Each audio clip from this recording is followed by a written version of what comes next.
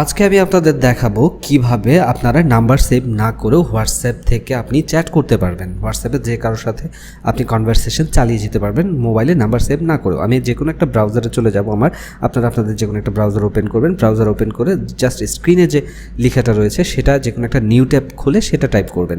দেখুন স্ক্রিনে লেখা রয়েছে কি wa.me/880। জাস্ট এইটা আপনি ডায়াল করবেন, একটা নতুন ট্যাব নিয়ে নতুন ট্যাবে সেটা লিখবেন। আমি আপনাদেরকে প্রসেসটা দেখিয়ে দিচ্ছি, আর তার আগে ছোট্ট একটা কথা বলে নিচ্ছি, অবশ্যই আমার চ্যানেলটাকে একটু সাবস্ক্রাইব করবেন। এখন আপনারা দেখুন আমি সেটা কিভাবে এখানে টাইপ করছি। জাস্ট একটা নতুন ট্যাব নিলাম, ট্যাব নিয়ে এখানে wa.me/88 হচ্ছে কোড, বাংলাদেশের কোড। তো আপনারা যে দেশের নাম্বারে ডায়াল করবেন, যে দেশের নাম্বারটা আপনারা চাচ্ছেন সেই দেশের কোডটা অবশ্যই দিবেন। ধরুন ইন্ডিয়া কারোর সাথে কথা বলতে চাচ্ছেন, 96 তাদের নাম্বার হচ্ছে 96 কিংবা এই টাইপের যেটাই হোক, তাদের কান্ট্রি কোডটা আপনাকে অবশ্যই প্রথমত ডায়াল করে নিতে হবে।